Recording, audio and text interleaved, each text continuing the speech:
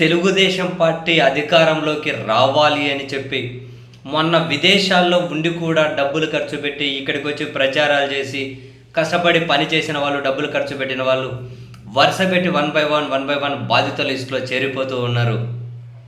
ఈ ప్రభుత్వానికి ఓటేసినందుకు, ఈ ప్రభుత్వాన్ని నమ్మినందుకు మా చెప్పులతో మేమే కొట్టుకోవాలి. ఇంత దుర్మార్గమైన ప్రభుత్వాన్ని మేము ఎక్కడా చూడలేదు. చంద్రబాబు నాయుడు గారు, లోకేష్ గారు విదేశాల్లోకి వచ్చి ప్రవాస భారతీయులు పెట్టుబడులు పెట్టాలని చెప్పి చెబుతూ ఉన్నారు. మీరు అవేవి నమ్మకండి, దూల తీర్చేస్తున్నారు. అక్కడ మొత్తం మన ఆస్తులు స్వాధీనం చేసేసుకుంటూ ఉన్నారు అని చెప్పి మరో ఎన్ఆర్ఐ ఒక వీడియో రిలీజ్ చేయడమే కాదు, పాపం ఆయన మళ్ళీ ఒక ఫైట్ అనేది మొదలెట్టారు. మరో ఎన్ఆర్ఐ అని చెప్పి ఎందుకన్నామంటే ఈ మధ్యకాలంలో వరుస పెట్టి ఎన్ఆర్ఐలు ఇటువంటి బాధ ఇప్పటికీ చూస్తూ ఉన్నాం కదా.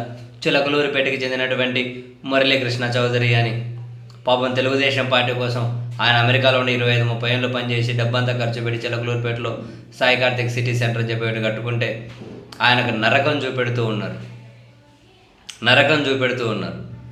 సో ఆయన కూడా ఎట్లా వెళ్ళబోసుకుంటున్నారో చూస్తూనే ఉన్నాం. తాజాగా మరో ఎన్ఆర్ఐ ఆయన ఆవేదన ఏంటి? ప్రవాస భారతీయులరా, మీ ఆస్తులు తస్మాత్ జాగ్రత్త. మీరు విదేశాల్లో ఉంటే ఇక్కడ మీకున్న ఆస్తులను కూటమి నాయకులు ఆక్రమించుకునే ప్రమాదం ఉంది. అయిన కాడికైనా సరే అమ్ముకొని సొమ్ము పట్టుకుపోండి. మీ ఆస్తులకు భద్రత లేదు. పెట్టుబడులు పెట్టమని సీఎం చంద్రబాబు ప్రవాస భారతీయులను ఆహ్వానిస్తుంటే నాయకులు ఆస్తులను ఆక్రమించుకుంటున్నారు అంటూ తూర్పుగోదావరి జిల్లా గోపాలపురం నియోజకవర్గం నల్లజర్ల మండలంలోని సింగరాజు పాలెనికి చెందిన కొటారు ప్రదీప్ చక్రవర్తి ఆవేదన ఇది. సీఎం చెప్పేది ఒకటి కానీ క్షేత్రస్థాయిలో జరిగేది మరొకటని, ఇక్కడ పెట్టుబడులు పెట్టడం సురక్షితం కాదు అని ఆయన చెబుతున్నారు. తనకు జరిగిన అన్యాయాన్ని శనివారం ఆయన మీడియాకు వెల్లడించారు. ఆయన చెప్పిన దాని ప్రకారం 18 సంవత్సరాలు ఇంగ్లాండ్లో ఉండి తల్లిని చూసుకునేందుకు నేను వెనక్కి వచ్చాను.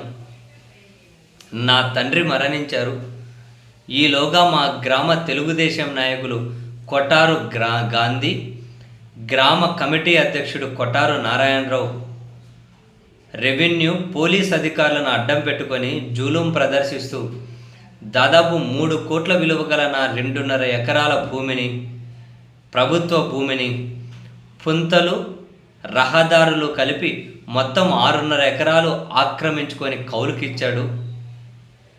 నా వద్ద అన్ని ఆధారాలు ఉన్న తహసీల్దార్ కార్యాలయంలో రికార్డ్ ఆఫ్ రైట్స్కి సహకరించడం లేదు.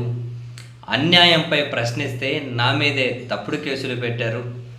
ఎమ్మెల్యే దగ్గరకు వెళ్ళి ఆస్తులు సెటిల్ చేసుకోవాలని,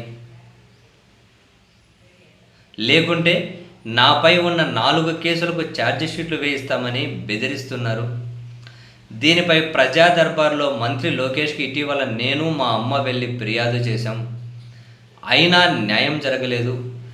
ఏడాదిగా అధికారులు ప్రభుత్వ కార్యాలయాల చుట్టూ తిరుగుతున్నాం. కనీసం కామన్ సిటిజన్ సర్వీసులు కూడా అమలు కాకుండా నేతలు అడ్డుపడుతూ ఉన్నారు.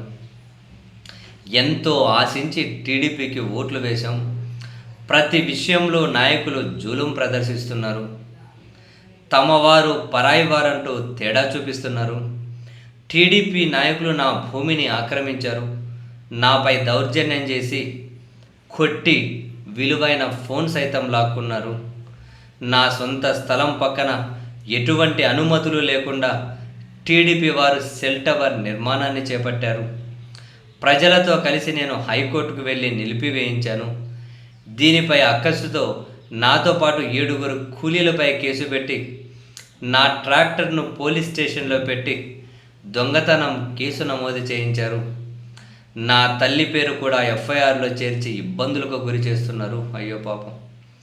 3 మాసాలైనా ట్రాక్టర్ను సీజ్ చేసినట్టుగా కోర్టుకు చూపలేదు.